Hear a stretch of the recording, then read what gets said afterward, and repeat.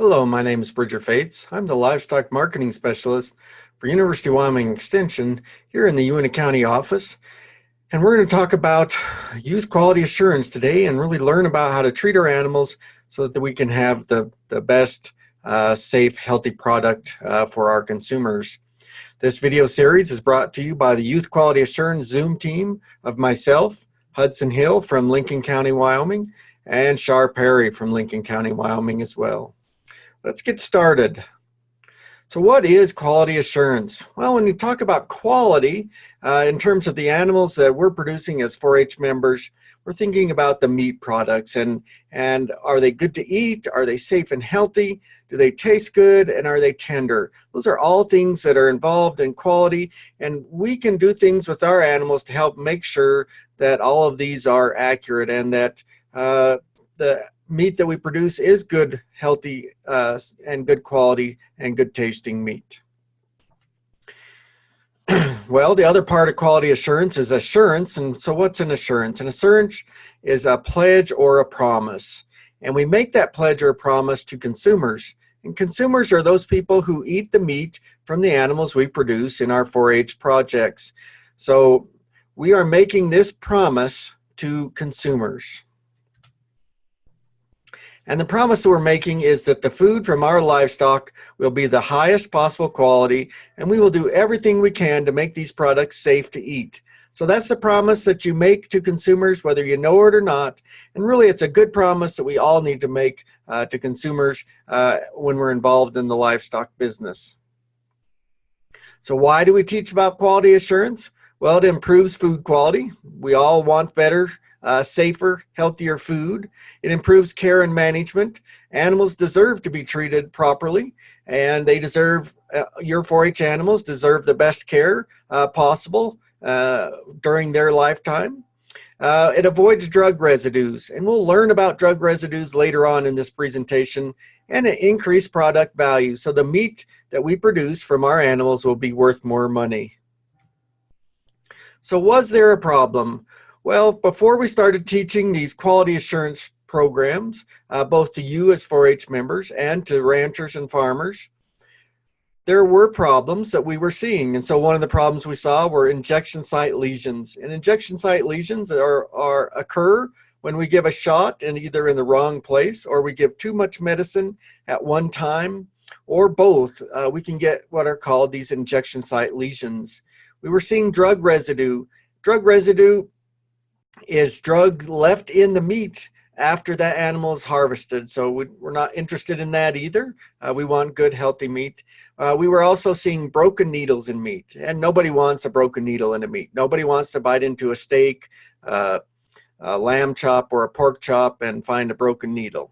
And then also bruised carcasses and poor meat quality due to poor handling. So we're going to learn, and you'll really learn throughout your youth quality assurance time in 4-H, how to better treat your animals so that you reduce the opportunity for carcasses to get bruised and have poor meat quality. When we're talking about meat quality, we're talking about these wholesale cuts. You can see we have a beef here, we have pork here, and we have a lamb here. And all of these cuts that you see have value, and people eat these portions of the cuts. And so when we're thinking about how we treat our animals, like how we give vaccinations or shots, or how we drive our pigs, or how we set up our lambs, we want to make sure that we're utilizing areas on the body where we're not selling these wholesale cuts. So we always want to be giving shots in the neck. We want to make sure we're driving our pigs, that we're careful not to bruise the ham, and some things like that. So be aware of the wholesale cuts on your animal as you're working with it. We talked a little bit about injection site lesions, about if you give a shot in the wrong place or you give too much medicine with that shot at one time. These are some things that can happen. So on this eye of the round, this here, right here, is old cartilage fat deposit that was left behind after the medicine was injected into that area. And so we don't want that. It's not pleasant to see. It's not pleasant to eat. So we want to be careful about where we're giving shots and how much we're giving shots at a time. And this is a cross section of a similar thing here on a top sirloin where the drug was given at too high of a volume. So you need to be really careful with that. And really, the best way to do that is to vaccinate in the neck. So we don't want to be vaccinating in those meat areas of the animal, on the hind end or on the back. We want to be vaccinating in the neck and following the directions from the medicine bottle. So let's talk a little bit about food safety. It's still very important to consumers. All of us are interested in food safety, and quality assurance is a way to tell consumers that the meat we're producing is going to be safe and wholesome, and that producers care about food safety. So you as 4-H producers, you care about food safety just like consumers, and quality assurance is a way for you to tell consumers that you do care. So who should be responsible for food safety and for quality assurance? Well, it's really gate to plate or farm to fork, which means really everyone from producers to consumers is responsible for having a safe, wholesome food product. And when we think about everyone, livestock producers, that's you guys as 4-H members, you have to treat your animals properly. You have to feed them the right feeds, take care of them properly so you're not bruising their carcasses. If you have to give them shots, do that properly. Those are all things that we can do that affect food quality and food safety. The food processor also has to be aware of these quality issues. They have to humanely treat the animals as they're harvested. They have to make sure that they are properly cut up and saved and stored so that the meat won't go bad in the processor. Grocery stores and restaurants also have to store meat properly so that it doesn't go bad or get bacteria or other substances on it. And then as consumers, if we're preparing our own food, we have to make sure that we prepare it correctly, cook it to proper temperatures, and those sorts of things so that we all assure that it's a safe, wholesome, quality product in the end. When we think about the food supply continuum, we look at first here that you guys are producers. All of you as 4-H livestock producers are producers. Most of you are in this year one video are not old enough to be driving, so you're not transporters, but your parents or other helpers are transporters, so they can haul your animal to the show or haul the animal to the harvesting plant. You guys are all marketers too. So by writing letters and inviting people to the sale, by dressing nice, by smiling, by fitting your animal so that you're putting your best foot forward when you're selling your animal, that's all part of marketing. So you guys are all marketers. Harvesting is usually done somewhere else. You're not involved in that. And that's where the animal is killed and prepared for processing. Processing is where the animal is cut up into steaks, hamburger, those sorts of things. Then it goes to retail where it's sold to either food service or consumers who prepare their product and then eat it. So most of you are consumers as well. So you're producers, you're probably marketers, and you're definitely consumers as long as you're eating beef or meat products. You guys as 4-H producers should understand that consumers have a right to expect safe, wholesome food supply. That's our right as consumers, that we're going to get safe and good food when we eat it. And every producer, regardless of size, has a responsibility to meet consumers' expectations. And when we say size, we don't mean how tall you are or how much you weigh. We're talking about how many animals you have. So if you're a 4-H producer with one animal, you still have a responsibility to meet consumer expectations.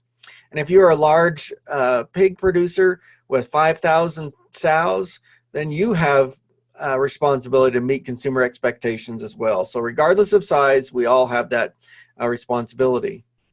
Some other things that you need to know as 4-H members is that every producer, the livestock industry, and the 4-H program are affected when there is negative publicity about 4-H livestock. So if somebody buys a lamb or a pig or a steer at the 4-H livestock sale and they take it home and they eat it and it's really tough, and it doesn't taste very good and it's hard for them to eat, then they're going to complain to their friends about how bad of an experience they had when they bought an animal from the 4-H livestock sale. Now, if somebody goes to a sale and buys one of your animals and it's one of the best things they've ever eaten, they're going to tell all their friends about that too. So we need to do as good a job as we possibly can as 4-H members to make sure that we have those high quality, safe animals to eat, so that people are telling their neighbors and friends the quality of the 4-H product. Quality assurance practices are beneficial not only to you as producers, but also to the animals who deserve to be treated that way, and definitely to the consumer. What's your role in quality assurance? Well, you are responsible for daily care and management of your animals. You work on prevention, so helping make sure that your animals aren't getting sick and or injured. Those are some things that you can do by making sure that you're treating them and giving them the right feed and handling them properly. Handling is also a responsibility of yours. And carcass quality through proper treatment of our animals is a responsibility of yours, as well as using proper medications and using them correctly when you administer the medication to the animals. When we think about caring for our animals, there are several things that we can be doing as 4-H members. And some of these you might be currently doing. Some you are having someone else help you, like a parent or a older brother or sister, or some other adult that might be helping you. Some of these things you might not be sure who's doing it, and some of them you might need to do better. So we're going to go through this list, and I want you to look at this box and make check marks where you think you are in your head. So the first one is prepare facilities before getting your animals. This means getting your pens ready, keeping them clean, and having check on all the fences and all that stuff to make sure that your pens are ready for your animals. So is that something you're currently doing? Do you have someone else help you with that? Are you not sure, or do you need to do this better? The next one is using animal identification. So some of you might not know what this means. We're going to talk about that here in just a minute in this presentation. But if you're currently doing it, check that in your head. If not, maybe someone else is helping you. Maybe you're not sure. Providing proper feed and water for your animals. This one is really important, and I'm hoping that all of you as 4-H members are currently doing this. Now, you might be getting some help as well, but this is your responsibility as a 4-H member to provide feed and water for your animals. So I'm hoping that you can all mark currently doing that. Maybe you need to mark needs to do better if you're having someone else do that. The next one is castrating, docking, dehorning, etc. the animals. So this one probably most of you aren't currently doing. Someone else is doing that for you, like a parent or something, someone like that. Or possibly the animals that you bought already had this done to them, so you didn't have to worry about it. So you might say not sure, or you might even say need to do better to try and learn more about this. Observing withdrawal times. This has to do with medicated feed, and we'll talk about this more later on in this presentation, but I'm guessing most of you are not sure on this one right now until we talk about it a little bit more in the presentation. Use proper injection sites and needle size for all medication. Most of you are probably not giving your animals the shots. You're probably having someone else do it, either someone in your family or a helper, or maybe even a veterinarian doing this. And so you might check that, or maybe it's something you could learn how to do. It's definitely something that it's important to do in the right way, and it's something that as you learn this in quality assurance, that it's good to help with your parents to help them know how to properly give medications. And then load and handle animals safely. It's another important one that many of you can be doing right now. So think about those boxes, think about which ones you checked, think about which ones you really want to learn more on, and how you want to improve in this area. And, if you're marking some of those boxes that someone else is doing it, why is someone else doing them? Maybe it's a good reason, but maybe it's something that you can learn how to do. In terms of daily care and management, what is involved? Well, first off, we have feeding. It's important to feed our animals and feed them properly. Next, we have water. Water is probably one of the most important things you can do for your animals. If you don't give them water, they can die. And if you're not giving them clean, fresh water, they won't eat as much, and so they won't continue to gain and make weight for our fair. Housing and facilities. You need to make sure that you give them clean housing, that the housing has enough space in it for all your animals, and that we keep them warm in the winter and cool in the summer as much as possible. And then identification. And we'll learn a little bit more about identification, why it's used, and what it means here in just a minute. Let's start with water, though. We'll always want to have plenty of clean, fresh water on hand. Animals will die in 1 to 3 days without water. And this is important not to try and test this principle. Don't say, well, Mr. Fates told me that they could last 1 to 3 days, so I'm going to try and go 2.5 days without water. Nope, we need to make sure that our animals have good, clean, fresh water every day. And a shortage of poor quality water will affect their performance. They won't gain as much weight. In terms of water, again, always remember, plenty of clean, fresh water, and your project will go much smoother. If you're thinking about swine, that's about 1.5 to 3 gallons of water a day. Cattle takes 10 to 14 gallons of water per day, and sheep 1.5 to 2.5 gallons of water per day. And the rule of thumb is unstressed, cool, comfortable conditions, animals need 1 gallon of water per 100 pounds of body weight.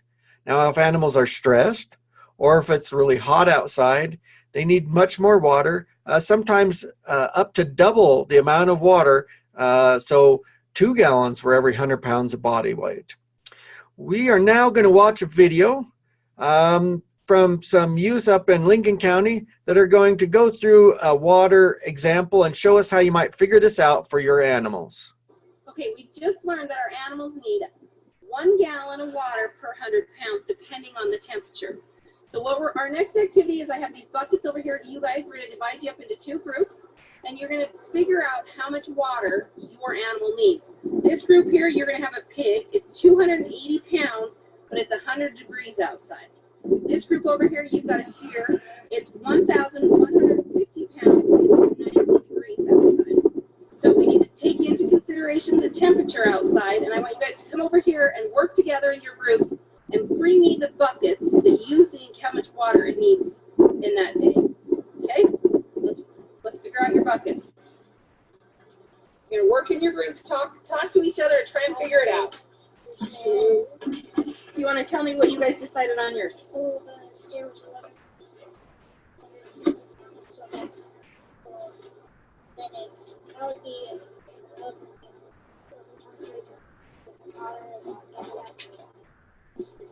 23 gallons, yes. So tell us how you did it in your buckets. So 5 each of these are 5 gallons. We have 5, 10, 15, 20, and we got 3 gallons. Perfect. That's the right answer. Good job, guys. All right. Now tell me about yours. How did you figure it out?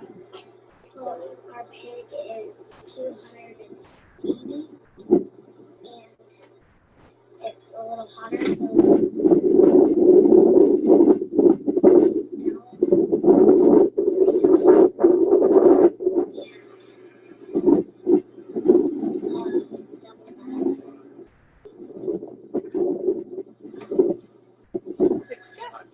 Good job. Yep. That one's a little extra. It's actually 5 gallons, but we'd rather have more water than not enough, right? Good job. You guys did a great job. I'd like to thank Shar Perry and the Lincoln County 4-H'ers for helping us understand better how much water our animals need. Now we're going to talk about identification. So why do we identify our animals? Well, one, it's a proof of ownership. You know, if they're lost or stolen, we can prove that we own those animals. Another reason might be to record medications. So if you give an animal a shot, using its proper ID to record that medication so you have that record. Another thing is just good management. So keeping track of weaning weights, birth weights, average daily gain, and lots of other things we can keep track of with our animals and make sure that we record it based on their ID so that we have those records. There's 2 main types of identification. There's permanent and temporary. Permanent are are types of identification that once they're on the animal, are on the animal for the rest of that animal's life. And temporary are IDs that can be placed on animals and removed at different points in its life. So on this example, we have ear notches on this pig. Those are permanent. Branding, so whether it's a hot iron brand or a freeze brand, that's a permanent identification of an animal. And then tattooing. This is an example of a tattoo going on the inside of an ear of a sheep. We also have ear tags. That's this sheep has this ear tag. There's things like brisket tags, which is on this cow here. And then we have an ankle band, which is on the cow here, on the cow's hoof here. So those are all types of identification. There's another type of identification, which is called electronic identification, which are electronic chips that allow us to track our animals and store information about those animals on that electronic ID. It really is part of the temporary group. It's not different because we can remove those electronic identifications from the animal if needed. Well, let's learn about ear notches and pigs and how those IDs work. So this pig here, we're going to learn about if there's notches in their ears, what do they mean? So if the notch is in this bottom right part of this ear, in this right ear, in the bottom by the head, it's worth 1 point. Well, let's first talk about what the right ear means and what the left ear means. So the right ear, if there's notches in the right ear, that's the number of litters that this pig came from. So if somebody had 100 sows and this pig came from the 10th litter from those sows, it would be a number 10 on the right ear. On the left ear is the number of the pig as it's identified. So when these pigs are born, if this pig was born with 7 other piglets and he was the second pig to be identified, he would be a number 2 on his left ear. So that's what the right ear and left ear means. The right ear is litter number and the left ear is pig number. So if a notch is down here in this right ear next to the head on the bottom side, it's worth 1 point. If the notch is out here towards the end on the bottom side, it's worth 3 points. If the notch is on the top part of this ear, it's worth 9 points. And if the notch is on the top part next to the head, it's worth 27 points. And finally, if we have lots of litters, we can have as many as 81. And so if the notch is out here on the very tip, that's worth 81 points. And over here on the left ear, it's the same thing. If the notch is down here on the bottom side next to the head, it's worth 1. If the notch is out on the outside on the bottom end of the ear, it's worth 3. And if it's up here on the top side, it's worth 9. So let's practice this. Here's a pig. We want to know what litter number and what pig number this pig is, right? So what's the litter number? It's over here on the right ear.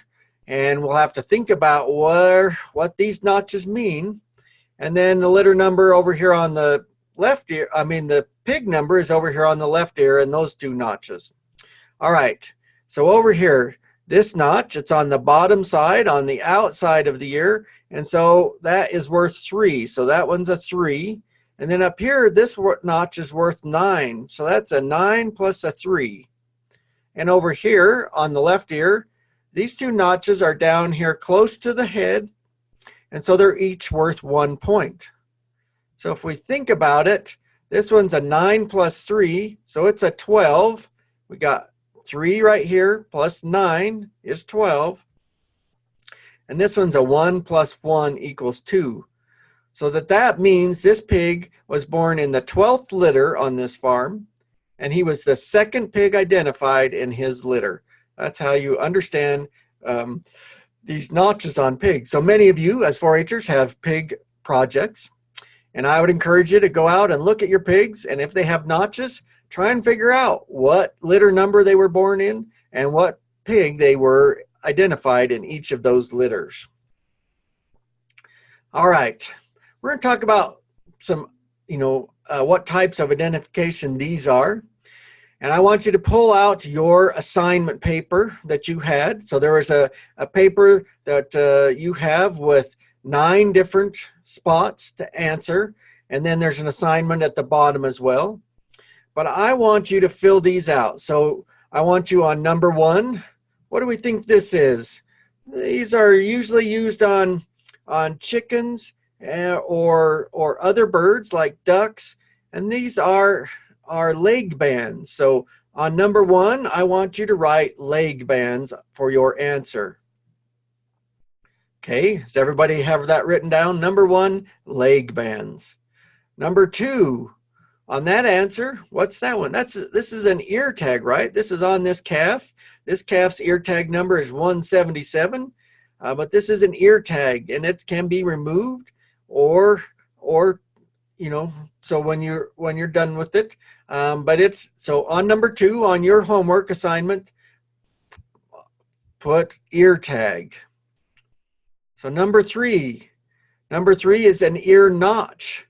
And we're notching this little piglet. He's not all that happy about it.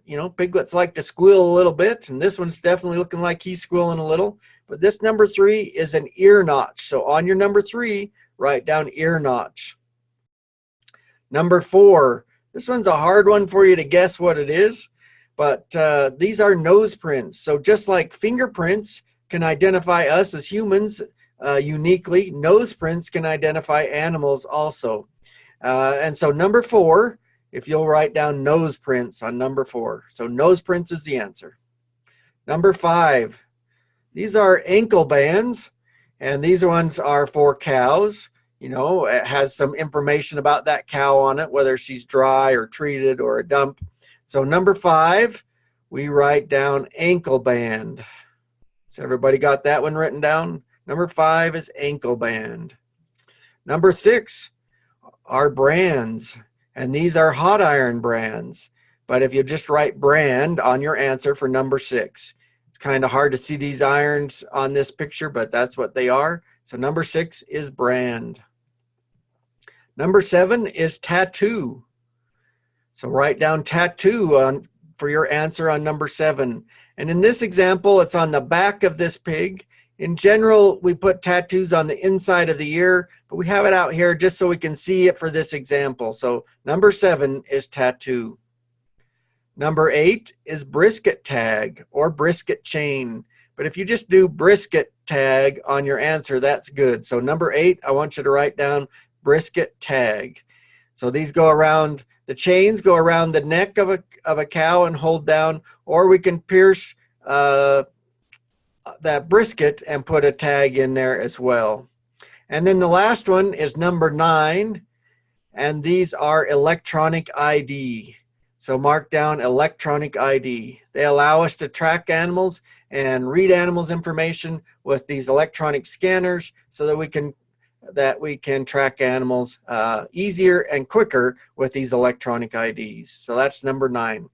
So I hope you've got 9 answers written down on your paper. You'll need these 9 answers to turn into the extension office to get credit for this level of quality assurance. So again, 1 is leg band, 2 is ear tag, 3 is ear notch, 4 is nose print, 5 is ankle band, 6 is brand, 7 is tattoo, 8 is brisket tag, and 9 is electronic ID.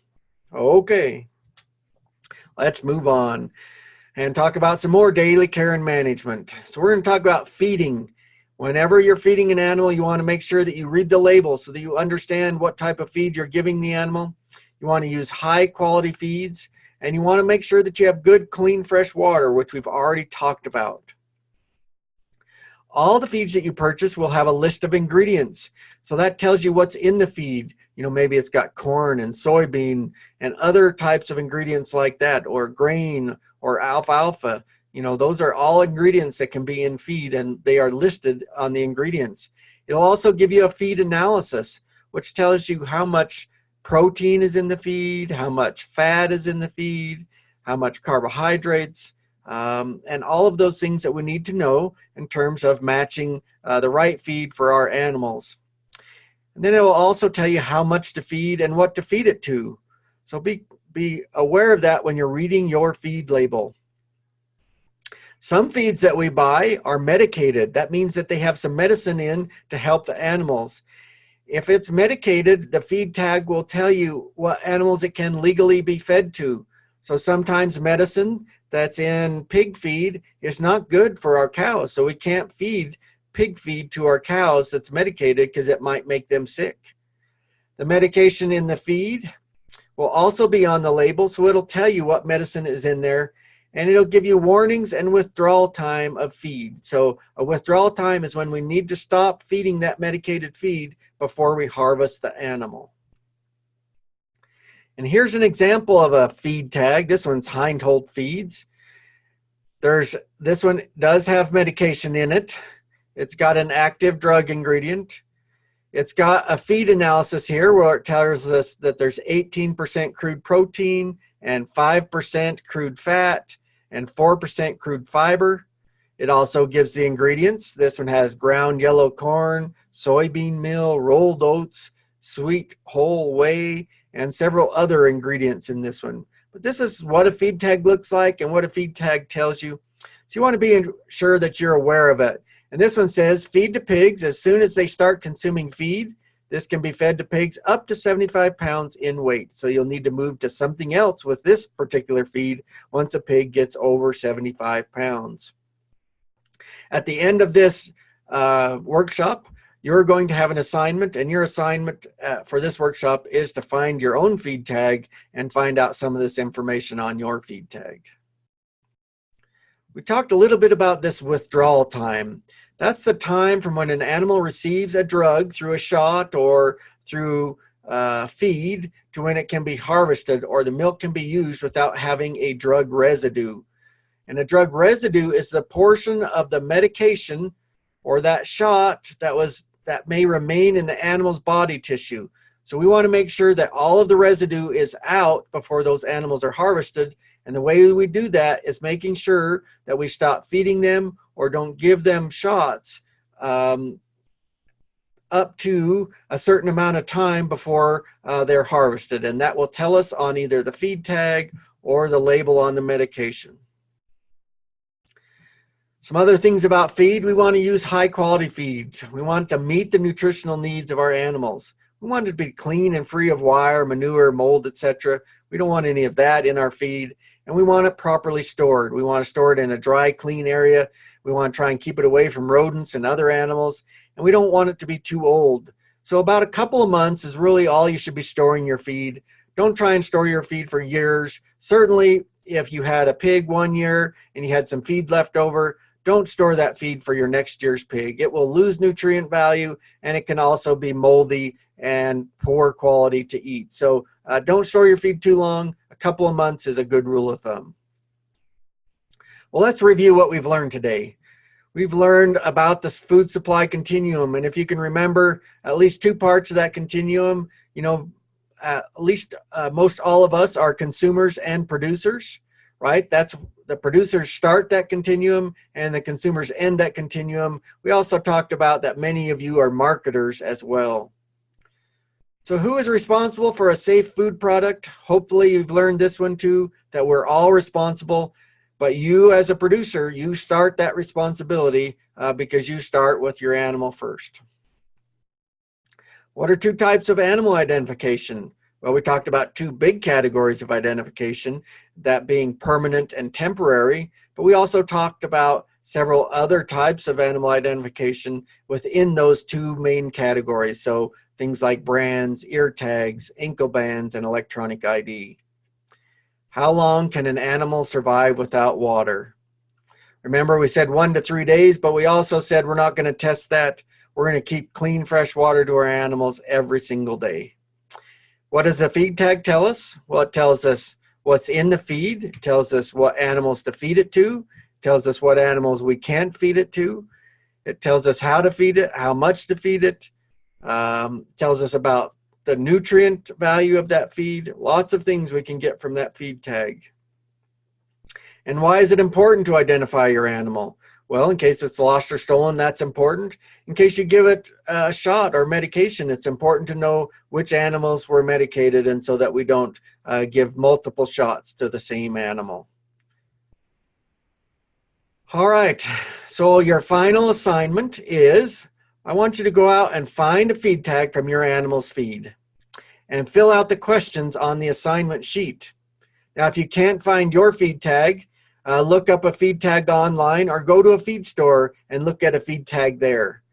After completing this assignment, return it to the Extension office to receive credit for passing this level of quality assurance. I'd like to thank you for listening to this webinar and paying attention. I hope you learned some about keeping good care of your animal and making sure that we have good quality, safe meat to eat. And I'd also like to thank the Zoom team of myself, Hudson Hill, and Shar Perry for producing this video. Thank you.